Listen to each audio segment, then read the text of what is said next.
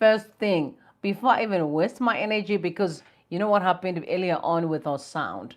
And I noticed something that I was connected to. So I hope we are going to have a great time this time around. So what's up, guys? Are you doing great? Anyway, you saw the headline, Chamisa storms back. Okay, I love to use the word storms because it is intentional. And then we also know that Mnangagwa cuts short his leave. Why? The question is why? So there's this funny explanations that no, because he wants to sort out the current floods in Mozambique. First and foremost, can a president cut short his a holiday because you need to sort out what's going on the other side of town? Please do me a favor, just comment in the comment section that the sound is great. If there's no sound, let me know as well. Please, please. Can you just do that for me? Now, can you hear me well? Please comment. Let me know. Don't tell me this thing is not. Can you comment? The comment section. Oh, thank you. Thank you. You are so kind. All right. Anyway, Washington has confirmed that everything is in order. So I don't know what happened earlier on. So bless you guys. I love you.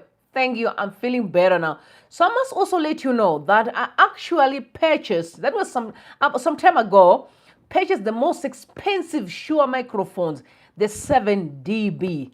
And you know what? I was sent the fake ones, not the original ones. And I was like, no, I'm not going to use fake ones. They must return. So it's not like, no, I'm very organized because I wanted to start my podcast and so forth. So pretty much I'm an organized person. So forgive me, guys. We are looking at the current affairs. The first thing is that Chamisa stormed back. Boom. And Mnangagwa cuts short his leave. Why? And the details are here. Stick around as we move. Stick around. Okay. So I wanted to say to you guys, good news. Good news is that Mnangagwa and his gang have completely exposed themselves. I think you guys have seen what has been happening over the past week or 2 weeks on social media. It's Kudata Gwire from one end, and we saw a guy by the name Tungwara who claims to be the presidential advisor. He came in, he started causing chaos. That's the death of ZANU-PF. There will never be ZANU-PF again in Zimbabwe. Never. It can never resurrect from this death. Never. It's gone, and it's gone. It is gone. All right. So I wanted to say this to you guys. The introduction that Chamisa used yesterday, especially the issue of dance floor. Okay, that I'm back. Nobody is there to dance. And I said, let me come back and I can just do all my dance in here. It's not new. It's not new. Mugabe said the very same thing when they were confronting Ian Smith. So Chamisa is always want to have this character or the persona of Mugabe. And that worries me because we don't want no dictatorship in Zimbabwe at all. We do not want dictatorship in Zimbabwe. We want leaders who are serious to lead, really who lead with mercy and grace. But I wanted to say, to let you guys listen to what Mugabe said before we proceed. Take a listen to what Mugabe said, please. Well, the Americans and the British are responsible for this conference. They are the people who convened it. And if their hope was that we were going to dance within the Kissinger plan, then I can understand their disappointment that the dance they expected hasn't taken place within the context which they had prescribed for it. But we have our own dance, and this is the revolutionary dance, the dance of the African people of Zimbabwe. And we came here purely to establish that this dance must ensure that independence comes to the people of Zimbabwe. What will happen now to the war in Rhodesia? It's a sure case. We are going to intensify the struggle. We have never promised anyone that the war was going to stop. And even if Geneva had not become a failure, the war would still have continued until independence, which we desire. to come to the people of Zimbabwe has actually come. All right. The issue of dancing is out here. You guys heard it from Mugabe. So when Chamisa came out speaking to the dance and the dance floor and so forth, which you're going to listen to him because the introduction is what I picked. Intentionally, sir, because the other stuff would do with them. The introduction was interesting. The news walks.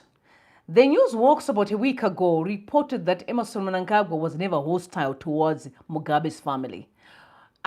For me, that was a message being sent out. And you guys saw an interview that Mnangagwa had with Ruben Barwe, where he again spoke to the lies that he actually made peace with Mugabe before he died. And yet you forget that the same Mugabe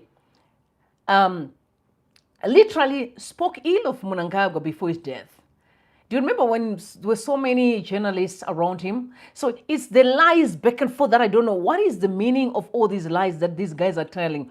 What is this for? It's not, Mnangagwa was never hostile towards Mugabe's family, you know. And now it's Mnangagwa also. We know that they want him gone. So meaning that Mnangagwa won't be, whoever that comes post Mnangagwa won't also be hostile towards Emerson Mnangagwa. That's what I'm saying. Because all these messages is the interview, is the articles being written. Why? Sending a message to Zimbabweans. But let me read what Jacob Kudzaimuti said before we move to Chamisa's introduction.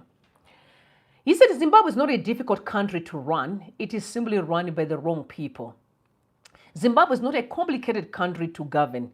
It does not suffer from lack of natural resources, human capital, strategic advantage. What it suffers from is a chronic shortage of competent leadership.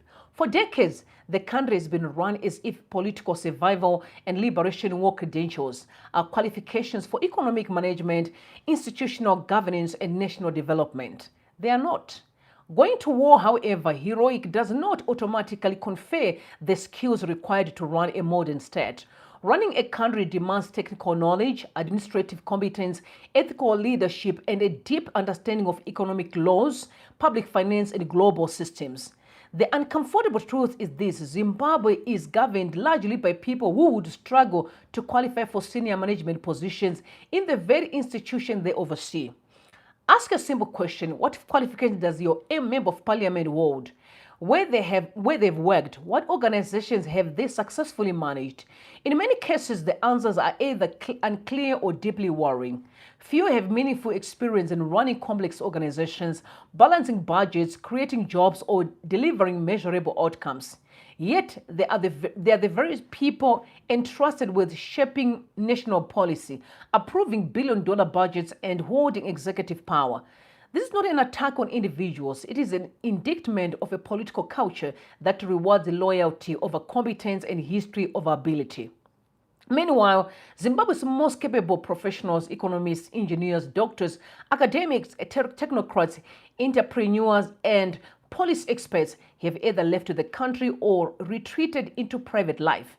Some watch from the sidelines, convinced that politics is too dirty, too dangerous, or too fatal.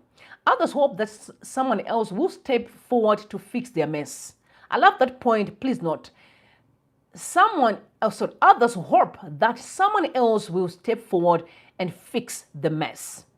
That silence has been costly. A vacuum of leadership does not remain empty for long. When capable people step back, mediocrity steps forward. When professionals disengage, opportunities to capture institutions. And when citizens stop demanding competence, incompetence becomes normalized. Zimbabwe does not need saviors. It needs systems run by qualified people. The country needs legislators who understand legislation. It needs ministers who have actually worked in the sectors they lead. It needs local authorities run by planners, engineers, and administrators who understand urban management. It needs economic policy designed by economists, not slogans. It needs health systems overseen by healthcare professionals, not political appointees. Most importantly, it needs a cultural shift away from personality politics and towards professional governance. The time has come for Zimbabwe's professionals to flood political and civic structures, not as cheerleaders, not as advisors on the margins, but as participants, candidates, policymakers, and institutional leaders. The skills that build companies, hospitals, universities, and industries that are the same skills required to rebuild a nation. Politics cannot be left to the least qualified simply because the most qualified are uncomfortable with it. Something must change, and that change will not come from those who benefit from the current disorder. It will only come when competence becomes non negotiable and when citizens demand not slogans but skills, track records, and results. Zimbabwe is simple to run. What has been missing is the courage to insist that those who run it actually know how. I've always been saying we don't have a problem in our country. The only challenge that we have is deeper than elections. It's bigger than just what he's saying, because the challenge we have as black people is that we don't look into potentials. We like to look down each other. We do that a lot. But I don't think leadership requires you to have a university degree or university degree from Harvard, because in 2026, sorry, my bad. Oh my God, I used to be 2025, little angel, 2026.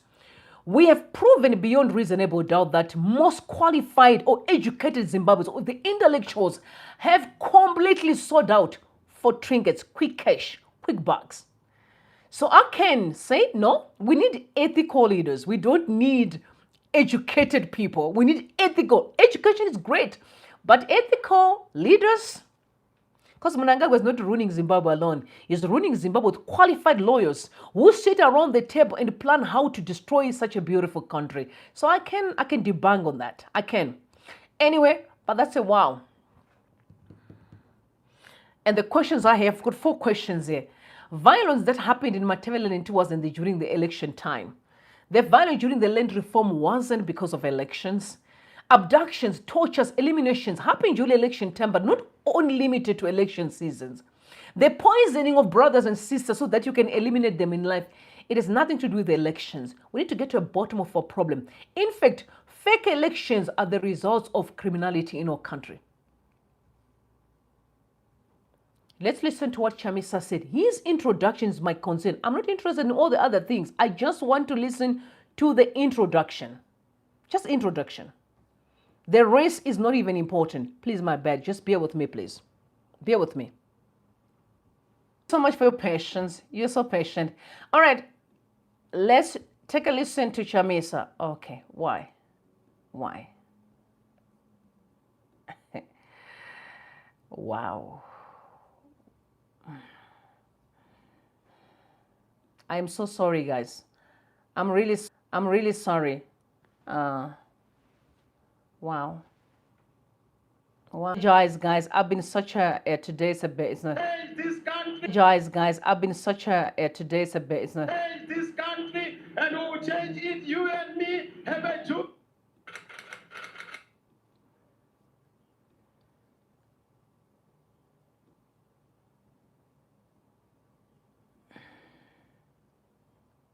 Members of the press corps, fellow citizens, I come to you at such a critical moment in the history of our country. Apologies, guys. Possibly after 2 years, having left the dance floor, hoping that somebody else would occupy that dance floor. But I see there's none who has chosen to occupy the dance floor, and the dance floor is vacant. And I've seen it fit that I'm back on the floor to dance for my nation, to dance for the citizens, and to dance for the future. Our nation faces a pivotal moment and a critical juncture in the history of our country. The promise of independence has not yet translated into that rapid, accelerated transformation that we hope to see. We have not seen transformation. That promise has been hijacked. We have not seen shared prosperity. We have not seen the dignity that had been promised to the citizens. We have not seen the sovereignty that the citizens were promised. We have not seen opportunities for all. But today, Zimbabwe is gripped by a disputed national processes cycle, deepening economic hardships, political uncertainty, social collapse, and moral decay. government services and supports has been partisanized, meaning to say that things are done according to the partisan lines. We've seen an escalation of discohesion, unfolding instability, heightened national anxiety, and eroded public trust. We've endured decades of crisis, political intolerance, national discohesion. Hatred has become a religion. Hate has been foisted upon the citizens on account of politics and political differences. Zimbabwe continues to suffer from a debilitating legitimacy crisis born out of rigged elections, institutionalized idolatry, sponsored hate, contrived intolerance, endemic corruption, illegal recalls, hijacking of genuine alternative or opposition, and ubiquitous state capture. For Zimbabweans in the diaspora, life has not been easy. The struggle is real. Men who have left our country continue to suffer and wallow in abject poverty. The immigration issues affecting the world, and Zimbabweans in particular, are numerous. The harassment, the embarrassment, the humiliation that we have to endure is despicable. Some are locked up in unlawful detentions. Concurrently, we've also seen the resilience of the citizens of Zimbabwe that remains unbroken. From our towns to our villages, in our factories, our industries, in the diaspora, and at home, the call is clear. Change must happen, and change must kick in. Zimbabwe must reset. Zimbabwe needs a fresh start. This is the moment, a moment for a fresh start, a new beginning that is anchored on transformation, unity, hope, and purposeful action. Let's pay attention to that. This is a moment. This is a moment. This is a moment for a new start, for a fresh start. It is a moment for a fresh start. Mnangagwa cuts short his leave. Chamisa comes out. And the whole noise that has been happening in ZANU-PF is on mute. Did you see? Letters are flying around social media where these Vanatungwara and their madness are being told to shut up.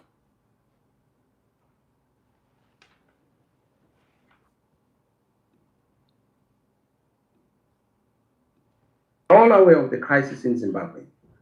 It is a crisis of a national proportion, a crisis of governance. It is a leadership crisis characterized by disputed national processes, discredited elections, and a stolen mandate which creates instability, uncertainty, hardships, and definitely shortages in everything. It has led to abuse, desperation, and division. We've been working tirelessly behind the scenes, even as I left the dance floor of the Triple C. And a lot has happened. We're hoping to reignite the hope, and we are reigniting that hope. We have been working through the SADC channels and other channels globally to make sure that we build that global solidarity for the people of Zimbabwe to achieve change in no time in Zimbabwe. We must all understand that a false fight breeds a false victory. The end point, the definition of the crisis in Zimbabwe must be clear. It is a governance crisis. In itself, a breakdown of a national consensus, a citizen consensus. A breakdown of a national order and a constitutional order. A breakdown of a governmental order.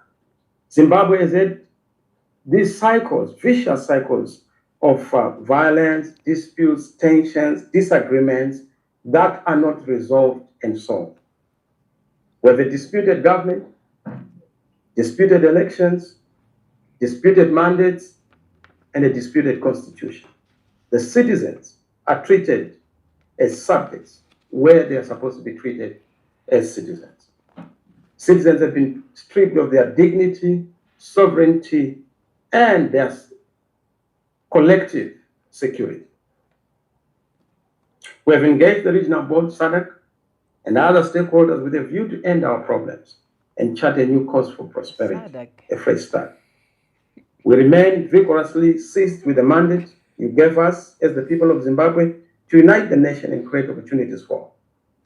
We are acutely aware that if we want to progress and prosper as a nation, we must abandon the politics of the past and embrace a fresh start and a clean start. For the past 2 years, I've been in engagement with the Studies Executive Secretariat to try and find solutions because we took our matter to SADC for obvious reasons, because our courts in this country had a blocked route. So SADC was supposed to be another avenue to give us the same remedy we saw sought in our own domestic jurisdiction. And unfortunately, because the chairman of SADC was a disputed individual, so that stalled processes. But we still continue because we believe that the issue of elections that are disputed in Zimbabwe is not resolved. Even if it takes 5 years, 10 years, 20 years, we still have to go back to correcting the process flaws that we have. That's a lot. That's a lot. So Chamisa feels like we can take as many years as we can, if needs be, so that we can get to have a solution on the table. Wow, wow, I don't believe in that. I want a solution yesterday. I'm not going to wait for tomorrow. Yesterday, I want to see criminals being arrested. I want to see the back of Emerson Mnangagwa, who is the cause of most of our misery today. I think 80% of our misery is on Emerson Mnangagwa. He is the architecture of all the chaos that has been going on in Zimbabwe. Some of these people were just being robbed in. If you actually zeroing into ZANU-PF today, you can see this man is the problem. That's why now he's completely exposed. He can't turn left, he can't turn right. He's cornered. He doesn't know what to do. But I have a problem with Chamisa's speech. Wow. I know some people were like going hyped online, and I'm like, some of the things I believe it. I think most of the stuff that Chamisa said are the obvious things. We know them. There's nothing new about it. What is more important now is not, are we saying ZANU-PF was bad over the years? Are we saying there are criminals in the country that have been ruining everything? The issue is we need a solution to move forward. That is the question where everyone is saying, where to from here? We need a solution. Enough with all this ranting and so forth. We need to see a way forward. Funny enough that people have been trying to poke most of these big accounts to comment. I'm talking about Jonathan Moyo. We've always been saying something about Chamisa. People were talking about when I hope watching on different types of different people who are very active on social media to say something. I also look at those that have been very close to Chamisa. They never commented anything. I've told you that I found some people who work very close with Chamisa to say, yo, what is happening here? What's up? Yo, they're like, we don't even know what is that all about. We don't know. What do you mean you don't know? No, we actually don't know. There's no party when a person can be on a party alone. It takes a lot. I think further down he spoke about how he's going to have a new thing that doesn't involve the old. So he contradicts himself. The introduction speaks to unity. So for me, unity means we're going to come together as a Zimbabwean people. What is required is not which party that can get the power right now. What's required in our country is how can we find each other as a Zimbabwean? Because this is unfair. There are people who aren't politically connected, who are not even interested in politics in Zimbabwe, who are being bastardized because of criminality. These people are being affected in their personal businesses. Some are being affected in terms of educating their children. Some are being affected because the roads aren't working. Some are being affected they don't have clean water and electricity 24/7, but they are paying their dues. These are the issues that we need to harness. So I've told you how much I have a problem with the introduction of Chamisa. He said that he was waiting to see if someone will rise up and take over the reins, but he haven't seen nobody. Meaning that he's the only person that people think could have solutions to Zimbabwe. Red flag. Red flag. And I'm saying this not because I don't believe in him. I do not think at this juncture we need anyone who's going to rise to be a messiah in our country. Because the reason why Zimbabwe is stuck is because there are people who think they have the solutions apart from everyone else, which is a lie. There is no leader who can be able to lead a country without its people. So that message on its own is not correct. Let's be honest here. If Zimbabwe open its borders, open its doors for everyone to come and compete fairly in the politics, you're going to be shocked by the characters of people who rise up, Zimbabweans who have never been part of all this chaos because they don't want to be part of nonsense. They're willing to contribute to the country, but on conditions that this country is functioning. You'll be shocked. But the introduction of saying nobody came to the dance floor and they came, it's not true. Because there's been people who have been working tirelessly. Guys, I've told you many times that some people are not sleeping. They're not sleeping trying to fix the issues of Zimbabwe because they're dealing with criminals. So this notion of saying nobody stood up and I'm the only person who came back to sort these things out, it is not correct. It's a lie. It's a politicking statement, in my opinion. It's hyping people. And like I said, I want you to zero into the facts, not into hypes. The facts is that people have been working tirelessly. If you guys pay attention, I've told you, Mnangagwa came back, cuts his leave short. Right? All the noise that has been going on in Zimbabwe just completely shut. And then because Chamisa knows exactly what's going on in the background, and then he came out. And then he started talking. He's talking about unity. The unity is referring to, the war veterans came out and spoke to the very same thing. And we have been listening to them. If we are not very smart, we are going to be roaming around a vicious cycle of absolutely nothing, so not having solution on the table.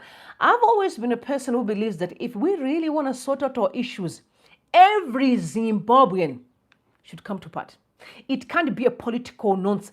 Every Zimbabwean needs to have a say on what's currently going on in our country. But once we think that politicians have the answers, we are not resolving our issues. Because at the center of our problem in the country is evil. It's not politics. Politics is exposing the underlying factor, evil, that needs to be stopped. People, when they're being killed, murdered, the Machiavellian people, when they were murdered, it was not election time. People planned to do this. Evil is our problem. How can we get to the bottom of it and stop it before we talk of elections? Because honestly, do you really think there will be elections in Zimbabwe without reforms in place? Without revamping our institutions? Do you think there will be elections in the country? We are going back to square zero. More toxicity, more fights. I don't subscribe to this kind of drama I'm seeing in Zimbabwe. I believe that if you genuinely want the country to work, you should put the country first. Not your wants, not your needs. And I know some people won't disagree with me. But one day you will actually going to understand what I was saying was right. Something's not right here. Something is wrong, and it is wrong at all levels. I said before I come here, I phoned many people to ask, yo, what's really going on here? They're like, we don't know. We don't know. And you're saying you don't want to join in with the old, and whoever is advising Chamisa is misadvising him. That's why ZANU-PF keeps on winning, because they understand how to unite on one thing. Guys, in politics, you don't have to be buddies. Because it's not even about you. It's about the country. It's not about you. So you don't have to be friends. You have to share the same principles and values. Most of you who are really supporting the opposition, especially those that are supporting Chamisa, which include me, you need to start asking questions. Me, I've supported Chamisa before. Ask the right questions. Don't get moved by hypes. Ask the right questions. Okay? I pushed Chamisa's campaign in 2023. And I've been asking him the right questions. You can tell I've been asking him the right questions. Because I am tired of following with no direction. What is it that we're actually doing here? What are we trying to achieve? Because honestly, I'd rather go with someone who says, we want to unite our people. Because Zimbabwe needs a Mandela right now. Whether Mandela is going to come from Chamisa, is going to come from Chiwenga, is going to come from Tendai, is going to come from John. But in essence, basically Zimbabwe needs a Mandela. Someone who say, hold on, we don't want to hear about ZANU-PF, we don't want to hear about opposition. We want this country to have a new start.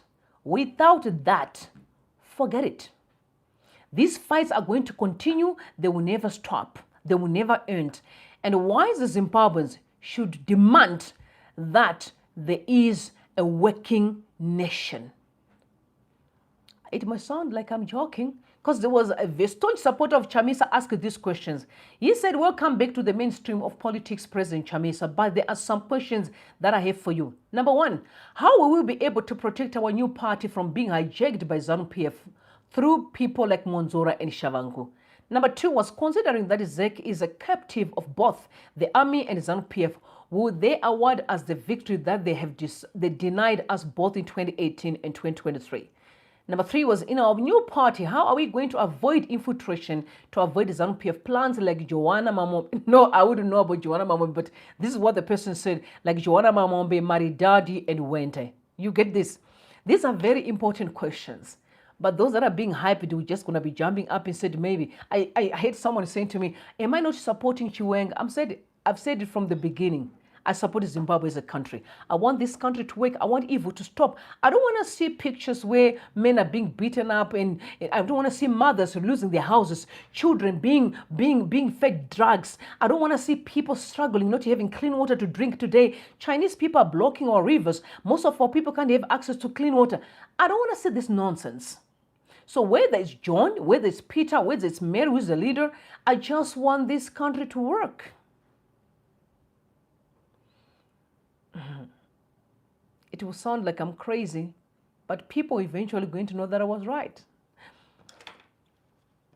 My prayer for Zimbabwe is send us Mandela. That's all we need.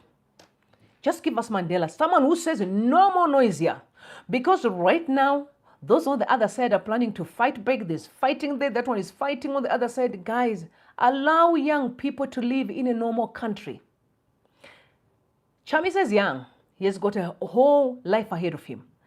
I think these guys need to sit down together. I don't know if Chamisa and Chiwenga, wherever they are, they all need to sit around the table. And everybody, civil society, I think the whole people in Zimbabwe to say, yo, what can we do to fix our issues?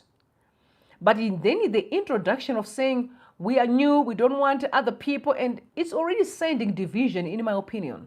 So it's not addressing the issues. There's unity, but there's contradiction. It's we don't want these people, we don't want so and so. Then what are you actually doing, guys?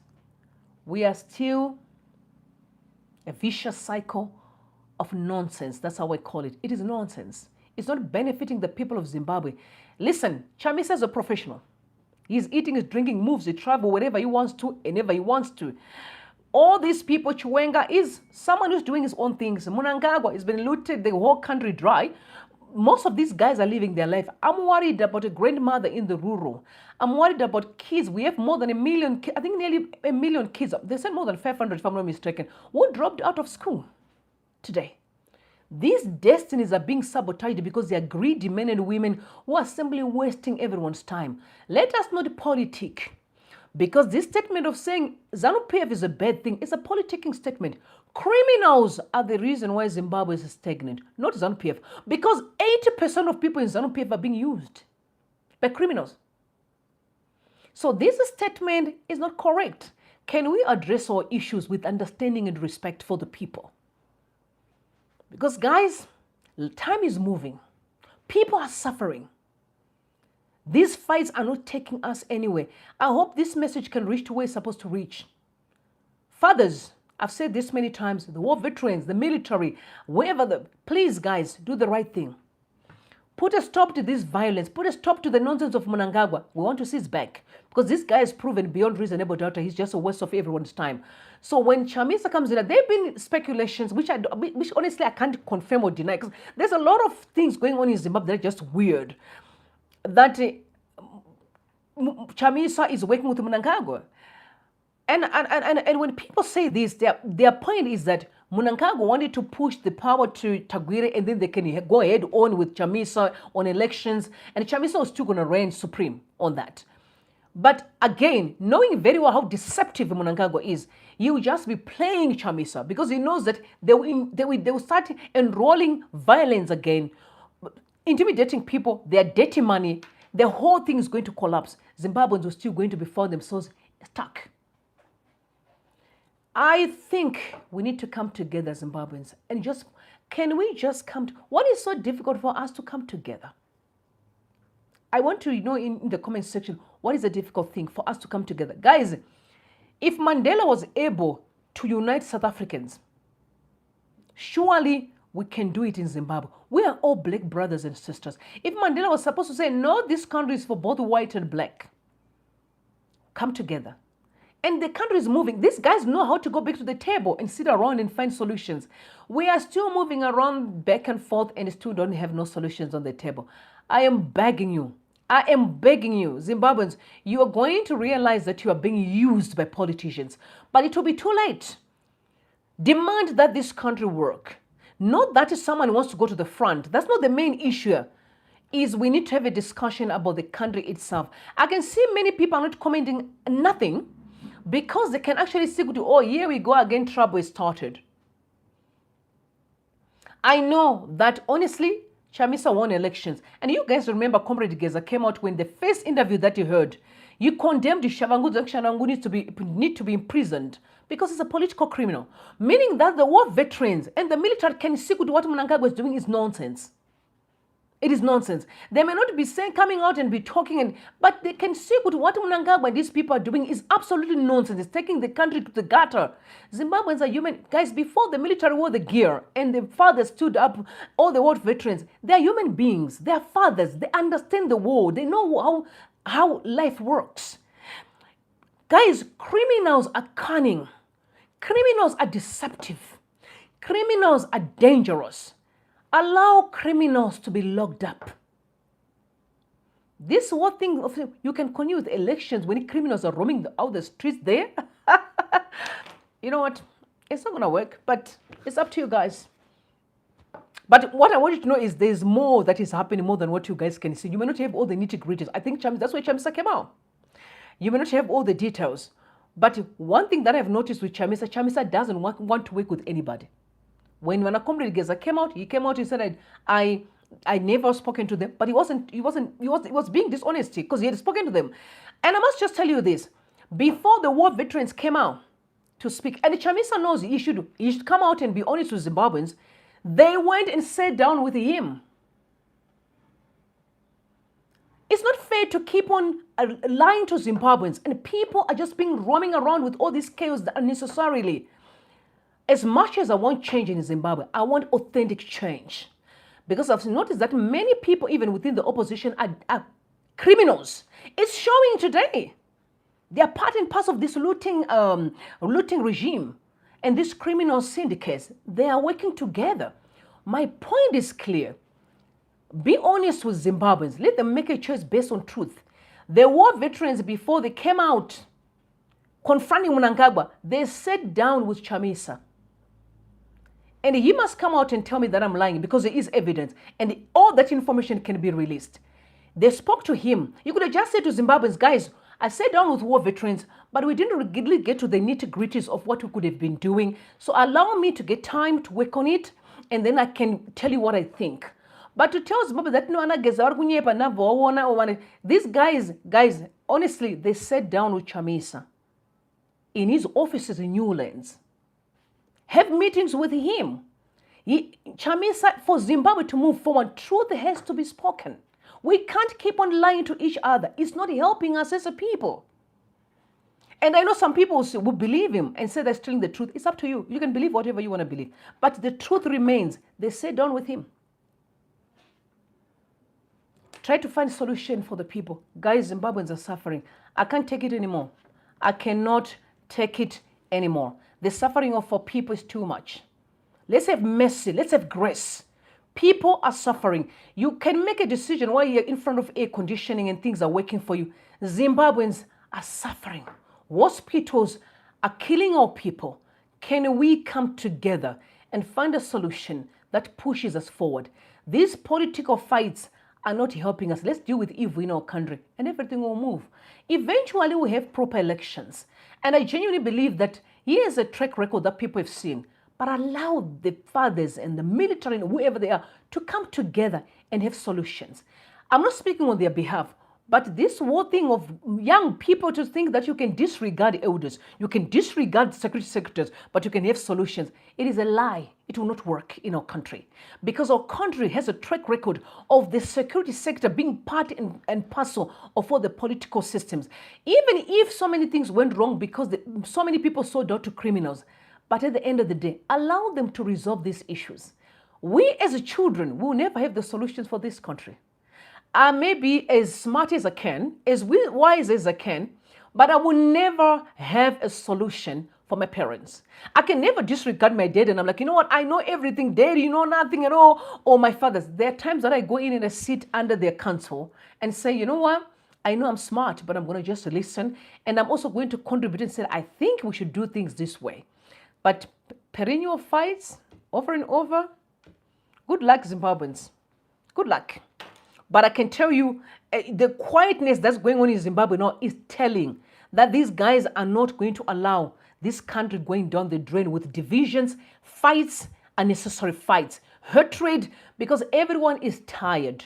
We need a new start that is built on unity, on oneness, and really choosing the right people for the job. The right people for the job, not because you're ZANU-PF, but you come in as a Zimbabwean, no political tag. My politicians, people can start, why can't you work with others and make sure Zimbabwe move? But lies, let's stop the lies. There's no need for us to lie.